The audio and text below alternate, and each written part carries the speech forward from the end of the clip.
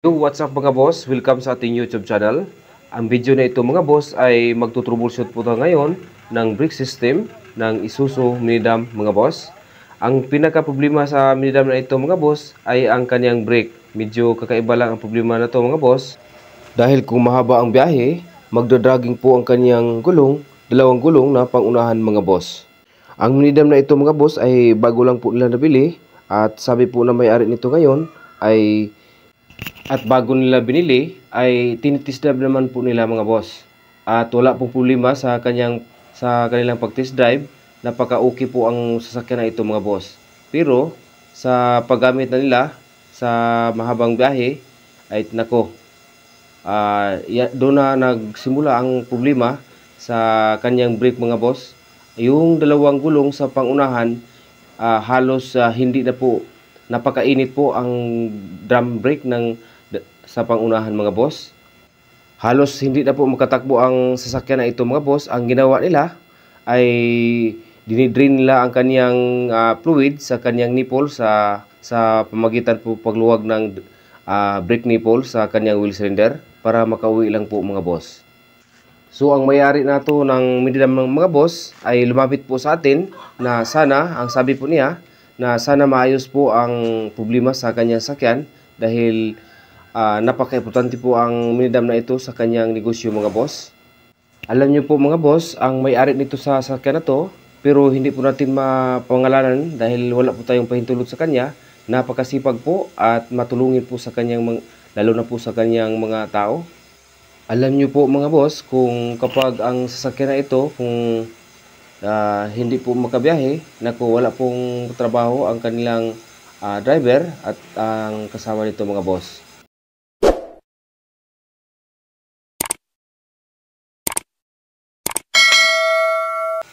Okay, simulan natin mga boss. Ang una kong ginawa mga boss, at tinanggal ko muna yung dalawang gulong sa pangunahan para matingnan natin kung ano ba ang problema sa loob mga boss. At sa ganitong sitwasyon mga boss, kung bago niyo tanggalin ang dalawang gulong sa pangunahan, be sure po mga boss na matibay po ang kalso sa ilalim para ma-safety po ang trabaho mga boss. Nag-iisa lang po tayo mga boss at wala po tayong kasama, pero okay lang.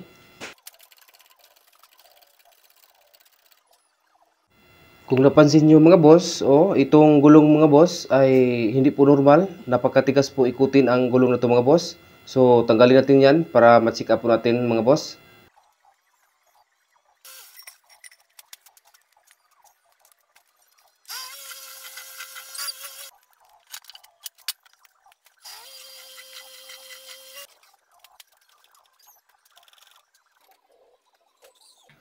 At pati din sa kabilang side na gulong mga boss, napakatigas po ikutin.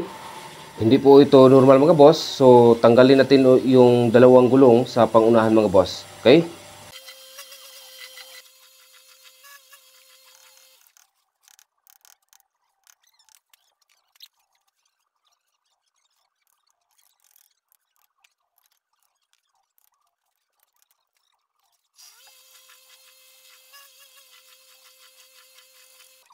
Para madali po natin matanggal mga boss, yung lock lang at nut sa spindle bearing ng hub ang tinanggal natin para madali po natin matanggal itong brake dam mga boss.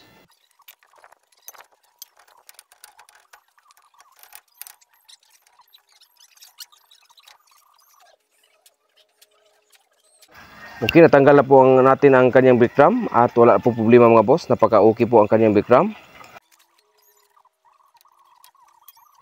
Okay, before natin tanggalin itong buong lining mga boss, patadyakan natin yung brake pedal. Okay? Nagpa-function po mga boss. Kaso lang, parang hindi po bumalik sa kanyang pwesto yung brake lining. Okay, mga boss. At ito, tanggalin mo natin ito lahat mga boss para makita po natin at linisan po natin lahat mga boss. At pati din sa kabilang side na gulong mga boss. Okay?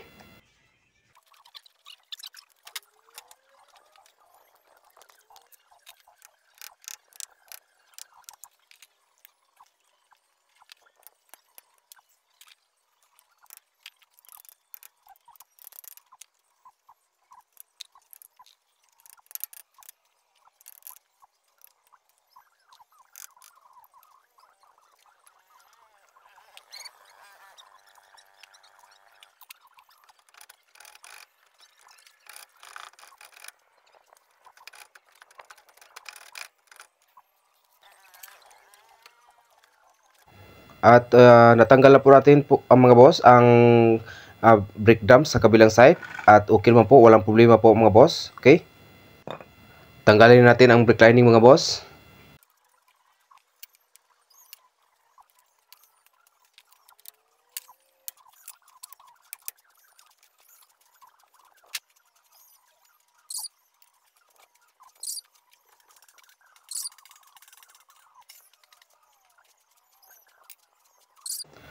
At sa kabilang side na gulong po mga boss, tanggalin po natin itong mga brake lining mga boss. Okay?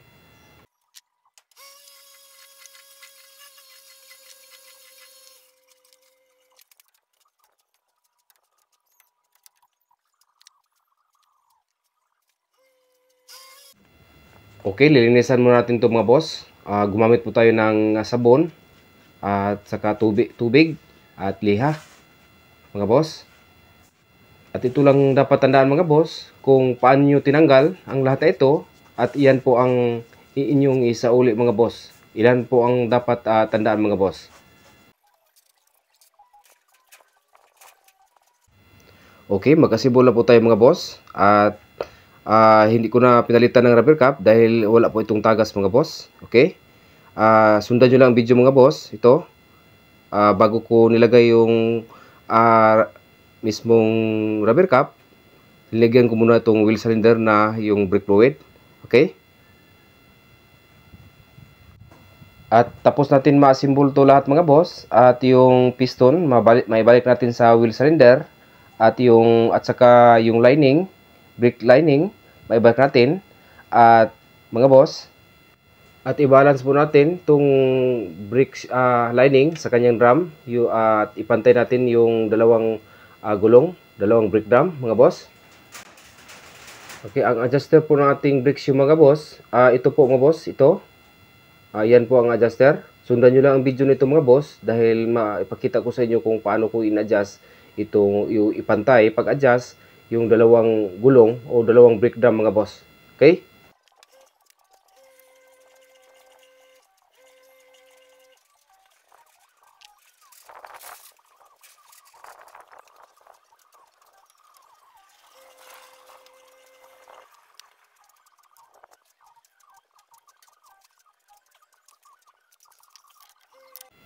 Sa pagkabit po natin ng brake lining mga boss, be sure na yung lock po ng brake drum, brake lining, ito may spring at may guide po, spring guide mga boss. Itong pin niya dapat maipwisto po sa tama para para safety po ang ating brake lining na hindi po tayo magka-problema sa pag-assemble mga boss.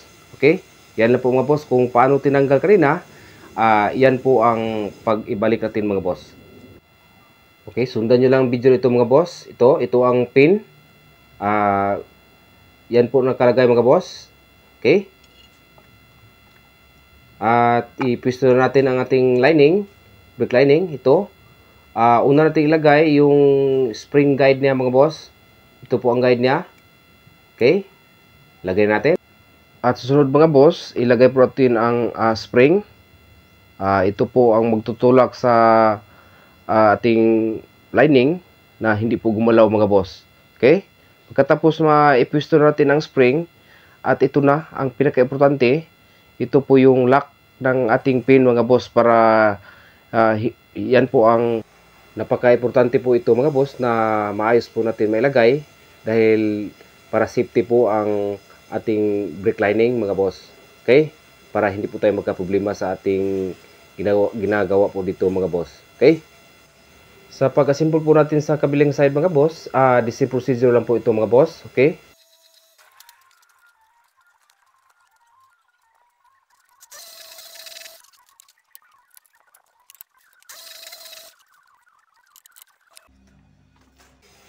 At ito mga boss, nakita nyo mga boss, yan po ang purpose nito mga boss.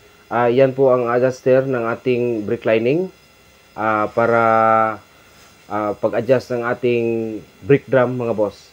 Okay? Sa pagpantay, ikutin nyo lang ito. Ikutin nyo ito mga boss kapag yung drum, na-assemble natin yung drum. para maipantay po natin ang lining between sa brake drum mga boss. Okay, i-assemble muna natin to mga boss bago natin i-finalize pag adjust nito mga boss. Okay, at sa kabilang side po mga boss, the same pa rin. I-adjust din niyo po mga boss at ipantay nyo. Okay, the same procedure pa rin mga boss. Okay, okay, balik natin ang gulong o assemble natin ang brake drum mga boss para ang sunod natin gawin, mag-adjust po tayo sa dalawang gulong nito mga boss. Okay?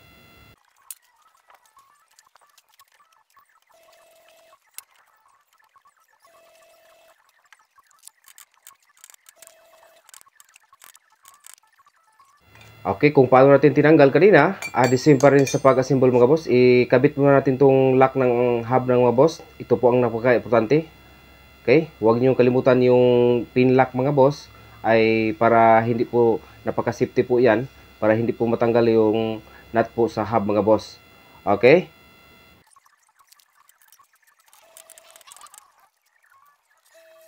At ito na mga boss, sundan nyo lang ang video nito mga boss kung paano ko in-adjust tong brake lining at saka clearance po ng brake drum. Ito mga boss, dito po tayo sa kabila ng backplate ng ating brake drum. Ito, ang sinabi ko nina, nakita nyo kanina ang inikot ko, yan po ang ating inikot mga boss. Ikutin lang natin mga boss para yung brake lining sumayad po sa brake drum. Okay, ikot lang tayo at sabay nyo ikutin yung gulong para malaman nyo kung sumayad na ba yung lining sa ating brake drum mga boss. Yan lang po mga boss. Kapag sumayad na mga boss, ang pinaka-tekniko mga boss, at ibalik nyo sa dalawang ikot or pangatlong ikot, be sure na pre-wheel po ang ating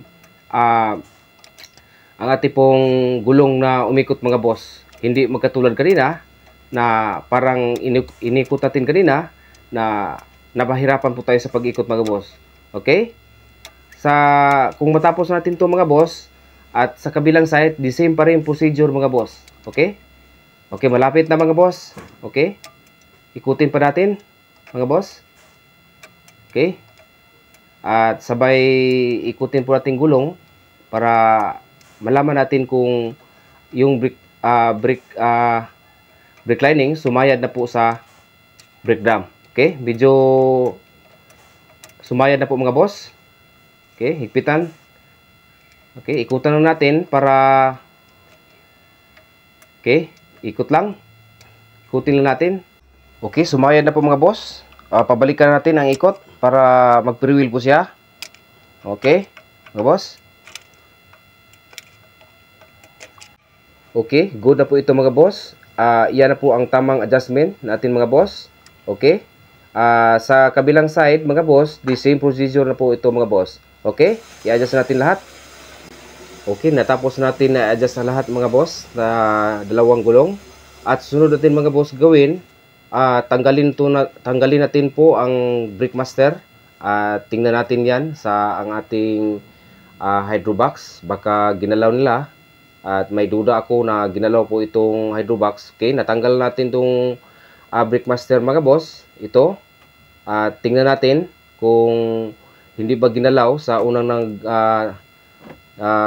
una pong nagtrabaho nito sa brake mga boss, dahil mayroong nag-ayos nito mga boss sa brake na to pero bumabalik po ang problema. Okay, para be sure po tinanggal po natin ito. Okay, okay, yan po mga boss ang adjuster po ng hydrobox. Ano bang tawag nito?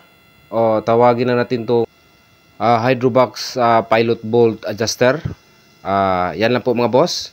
Dahil itong adjuster mga boss, kung magkamali kayo dito, naku po, nakasiguro po ako na magdadrag po yung gulong mga boss. Okay? Yung pilot, dito yan nakalagay mga boss. At i-check po natin yon kung ginalaw ba ito mga boss. Kapag ginalaw ito mga boss, inadjustan po nila, ay ibabalik po natin sa kanyang dating pwesto yan. Okay? Ito na mga boss. ginlaw po mga boss. Hindi po siya nag-fix po sa kanya dito sa hydrobox. Meaning inadjustan po nila yung hydrobox pilot bolt adjuster. Yan po ang problema mga boss kapag inadjust po ito mga boss. Iwan ko bakit inadjustan po nila ito mga boss. Ang napaka problema po ito mga boss kung kapag nag-adjust ka dito. Okay, ibalik po natin sa dati ng pwesto. Okay, itong adjuster po mga boss, kapag hindi po natin na ibalik sa kanyang pwesto o naibalik sa dating pwesto, ay yung problema na itong sasakyan mga boss, yung nagdragging, hindi po yan maayos mga boss. So inadjustan po natin, ibalik po natin sa kanyang pwesto mga boss. Okay, check po natin, subukan natin. Okay, okay na. Hindi pa kulang pa mga boss. Kunti na lang.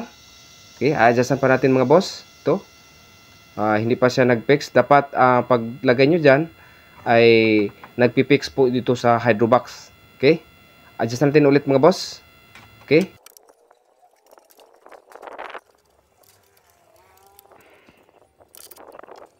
okay, subukan natin ulit mga boss. Okay, nag-fix na po ito mga boss. Okay na. At naibalik na po natin sa dating pwesto. Nasa normal na. At ito na po ang tamang adjustment mga boss. Ito na. At tingnan nyo, nag-fix na po ito sa hydrobox. At itong master mga boss. At take note po mga boss, kapag mag-troubleshoot po kayo mag-ayos kayo ng brake system, huwag nyong galawin ito mga boss, dahil napaka-problema po ito mga boss. Okay, tapos na natin na-adjust mga boss. At susunod, itong lock nito mga boss, i-lock nut po ito mga boss para hindi po gumalaw ulit yung adjuster mga boss. Yan na po mga boss. Okay, sana mayroon kayong natutunan nito mga boss. At assemble natin to. At lagyan natin ng brake fluid mga boss, yung reservoir. At magpa-final bleeding po tayo dito sa master at saka wheel cylinder mga boss. Okay?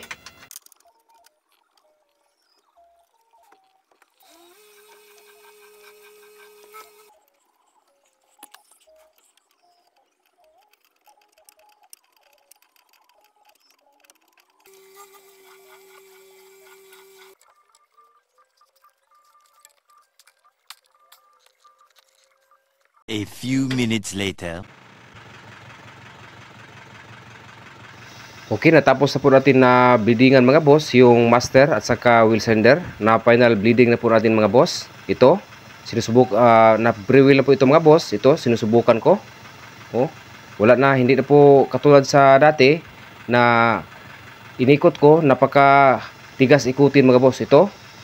At ito na mga boss ang pinakatamang pag-adjust sa lining sa ating drum. At nag-pre-wheel na po ito mga boss. Okay, hindi katulad kanina. Okay na po mga boss.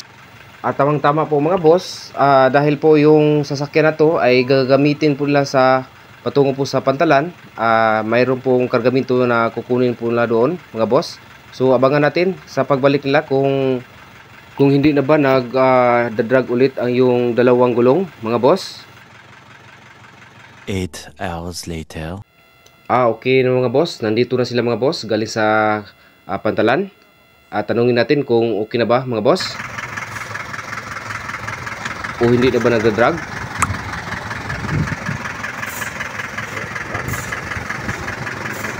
Okay, tanungin po natin. Kumusta, okay na? Okay, nasolve na po ang pagda-dragging sa dalawang gulong na ito mga boss. At ito lang kabuuang video. At maraming salamat sa inyong panonood. At God bless. Ingat po sa pag-DIY.